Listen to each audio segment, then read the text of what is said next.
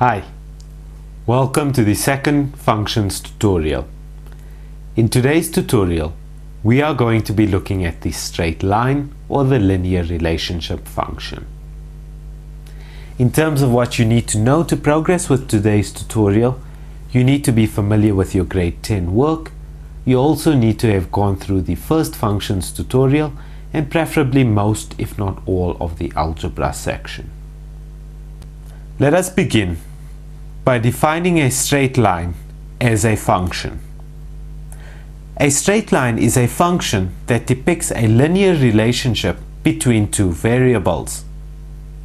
You will remember from the previous tutorial the example about the pool covers and number of pools. You run a company that manufactures pool covers. You determine that for every 10 pools you will sell 3 pool covers, and you also have secured a government contract for 5 pool covers. Our relationship is linear due to the fact that for every incremental increase or decrease in x, there is an exact incremental increase or decrease of y. This forms a straight line due to the fact that the gradient is maintained at 10/3 plus the 5 already sold. The standard form of the straight line graph is y is equals to mx plus c. What does all of this mean? Y is the dependent variable.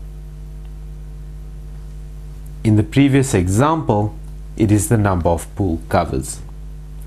X is the independent variable. In the previous example, it was the number of pools. M is the gradient or the slope of the graph. Previous example, it was 10/3. C is the value when x is equals to 0, or rather the y-intercept. Previous example, it was 5. Let us go through a technique we can use when sketching a straight line graph. Firstly, determine what type of graph it is. Usually this can be very easily determined by looking at the exponent attached to the x value. If it is x to the power 1, it is a straight line graph. Secondly, determine the general shape of the graph by looking at the gradient. If m is greater than 0, it has the positive shape. If m is less than 0, it has the negative shape. Thirdly, determine the y-intercept. That happens when x is equals to 0. Put that point in. Fourthly, determine the x-intercept. That happens when y is equals to 0. Put that point in. Let us look at a real example to illustrate. We will use the example 5y is equals to 7 minus 10x. The example we're going to be looking at is 5y is equal to 7 minus 10x. Now with a straight line, with sketching of a straight line, we always want it in the form y is equal to mx plus c. So I'm going to start by changing the form of that. I'm going to take the 5y and I'm going to get y on its own. That means that y is equal to 7/5 minus 10/5x. Now the reason we've done that is just we've gotten rid of that 5. I'm then going to change the order of this slightly. Y is equal to, instead of negative 10/5, I'm going to make it negative 2x plus 7/5. This is now in the form y is equal to mx plus c. Our c is our y-intercept, which is given as positive 7/5. That means that when we're sketching our graph, that's our x-axis, that's our y-axis, c, our y-intercept is 7/5, which is almost equal to 1.5, so let's put that over there. Alternatively, we could say when x is equal to 0, that's that line over there, the y-axis. When x is equal to 0, y is going to equal 0 plus 7 over 5, which is positive 7 over 5. In order to get our x-intercept, we have to make y equal 0. That means that negative 2x plus 7 over 5 is going to equal 0. That means that negative 2x is equal to negative 7 over 5. To get rid of the negative 2, multiply it by 1 over negative 2. Negatives cancels. That will give us 7 over 10. X is equal to positive 7 over 10, which should be over there. That means that our graph is going to look like that. And that is the graph y is equal to negative 2x plus 7 over 5. Notice that it's sort of almost downhill sloping, and that's because its gradient is negative, which makes it downhill sloping. Negative 2 just tells you how steep it sloped downward. And that positive 7 over 5 is the c value, which is the y-intercept. Remember, the key thing here was getting it into the form y is equal to mx plus c, and we can sketch it from there. I often sketch my straight lines with a small sort of table, but not really a table method. The first point I put in is when x is equal to 0, and the second point I put in is when y is equal to 0. In this case, when x was equal to 0, we found y equal to 7 over 5, and when y is equal to 0, we found x to be 7 over 10.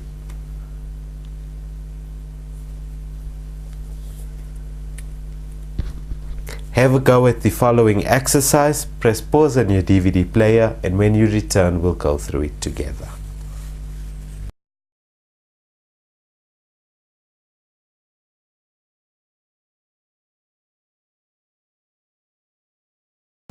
The first one I gave you read 2y is equal to 9 minus 8x. That will become y is equal to minus 8 over 2x plus 9 over 2, which means that y is equal to negative 4x plus 9 over 2, let's just leave it as 9 over 2.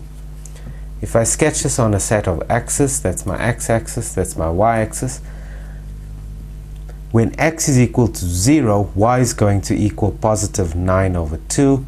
When y is equal to 0, minus 4x is equal to minus 9 over 2, because that whole thing is equal to 0, so I just changed the order. That means that x is equal to positive 9 over 8.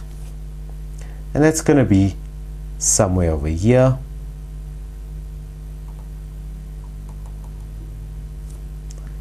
That means that my graph is going to look like that.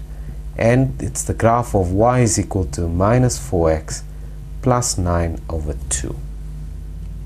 The second one I gave you to do read 3x plus 5y is equal to negative 6.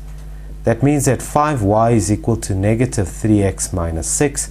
Y is equal to negative 3 over 5x minus 6 over 5. Sketching it on a set of axes, my y-intercept is going to be at negative 6 over 5, which is going to be somewhere here. My x-intercept is going to be when y is equal to 0. That means that minus 3 over 5x is equal to 6 over 5. Let's just write that down. Minus 3 over 5x is equal to 6 over 5. That means that minus 15x, or rather minus 3x, is equal to 6, that means that x is equal to negative 2. So that's going to go somewhere over there, and then we just sketch it. And that's the graph y is equal to negative 3 over 5x minus 6 over 5. Number 3 read y is equal to 3x plus 4y minus 5. I'm going to start by rearranging it to make it y minus 4y is minus 3y is equal to 3x minus 5. That means that y is equal to minus 3 over negative 3 is equal to minus 1x plus 5 over 3. Sketching it, y-intercept x is equal to 0. That means that y is going to equal 5 over 3, just somewhere over there. That's when x is equal to 0. When y is equal to 0, it means that x is equal to positive 5 over 3, which is somewhere over there. That means that our graph is going to look like that. And that graph is the graph y is equal to negative x plus 5 over 3. The next one I gave you read 3x plus y is equal to 3x minus 1. Rearranging it, I'm going to get 3x minus 3x plus y is equal to negative 1. 3x minus 3x cancels out. That means that y is equal to negative 1. Yes, this one can be sketched. There's only a value y is equal to negative 1. That's the only value that I have, and so it's going to be a horizontal line. The line y is equal to negative 1. Number 5 read 2x is equal to 4. This will mean x is equal to 4 over 2, which is 2. Same like the previous example, except now it's not a y value, it's an x value of 2. That means that it's going to be a vertical line. X is equal to 2. The next one, number 6, read 3x is equal to 9y. That means that 9y is equal to 3x. That means that y is equal to 3 over 9 or 1 over 3x. This is an easy one to sketch, believe it or not. X values, y values. When x is equal to 0, y is going to equal 0 as well. 0 times the third is 0. So that's 1 point. Problem is, I don't have another point. Can I find another point? I don't have another intercept, rather. Can I find another point? Yes, I can. Choose any x value. I'm going to choose the x value 6.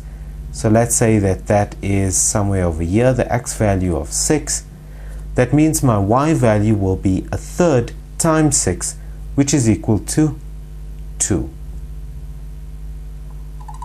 That means that that's that point over there, the point 2 and 6. Do I need any other points? No. I just sketch my graph by joining those 2 points, and that's the line y is equal to 1 over 3x. So far so good. In the next tutorial, we will move on with the basic sketch and transformation before we move on to the other types of functions. First, I want you to go through the exercise that I left for you in the workbook.